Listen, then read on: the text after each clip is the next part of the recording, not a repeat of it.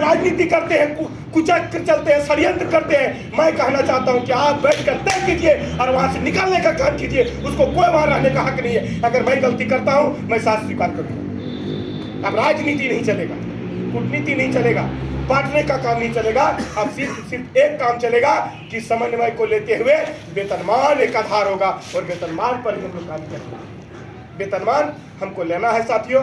इसलिए आप लोग आज जितने लोग आए हैं, सभी लोग अपने अपने प्रखंड और संकुलों में बात कीजिए, बैठिए और बिल्कुल ये सोचिए कि हम वेतनमान का रास्ता जो तय किया है समन्वय समिति, उसको कारगर कैसे करेंगे। कुछ लोग नहीं आए, कुछ काम होगा, उसको सोचते हुए उस पर ज़्यादा विचार विमर्श करने की जरूरत नहीं। हो सकता है कहीं काम लगे होंगे, हो सकता है उनको कहीं काम लग गया होगा, लेकिन मैं उन साथियों से भी कहूँगा कि हमारे साथ हैं। और निश्चित रूप से नारायण जी और उनका जो है सो हैदरा जी की उपस्थिति नहीं हुई है, लेकिन बिल्कुल मैं ये भरोसा करता हूँ कि उनका भी जज्बा एक दिन हम लोग के साथ में वो आएंगे और आ करके बैठ करके हम लोग फिर से तय करके हम लोग आंदोलन की घोषणा। गिरिडीह जिला जो है जिस तरह था, जिस तरह गिरिडीह जिला का मैंने देखा है, मोरा जयपाल सिंह स्टेडियम में लाइन लगता था तो गिरिडीह जिला फर्स्ट नंबर में रहता था। कल भी भरोसा है कि इस आंदोलन में गिरिडीह जिला फर्स्ट रहेगा, ऐसा उम्मीद हमको लगता है। कहीं कोई द्वेष नहीं, कहीं कोई घृणा नहीं, कहीं कोई स्वार्थ नहीं, कहीं कोई ईगो नहीं, ये अहंकार नहीं, बिल्कुल त्याग दीजिए। कम से कम ये त्याग करके देखिए कि आपको लगेगा कि हम पहला सफर तय कर लिए और पहली जीत हासिल कर ली। पहले इस चीज को त्याग दीजिए।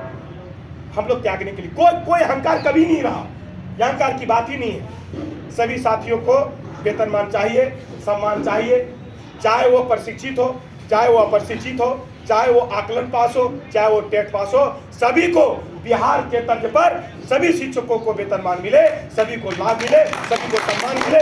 बस इसी चीज को हम आशा व्यक्त करते हैं और सभी से निवेदन करते हैं। अब कोई राजनीति किसी की नहीं चलेगी, वेतनमान सभी को तो वेतनमान सभी। हम लोग ने बिहार के तर्ज पर निमाली लिया, 80% निमाली में बिहार निमाली का एडॉप्ट किया गया। सिर्फ और सिर्फ अगर एक चीज छूटा है तो वेतनमान छूटा है। और बोल रहे थे गणेश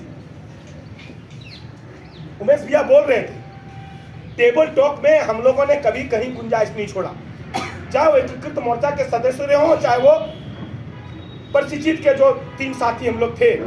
वेतनमान लेने की पूरी हम लोगों ने कोशिश किया और बिल्कुल जो मरे हैं, जो साथी डेथ कर रहे हैं, उनके लिए हम लोगों ने इतना प्रेशर डाला कि मंत्री ने कहा कि अनुकंपा दे देंगे, लेकिन अनुकंपा को फंसाया गया।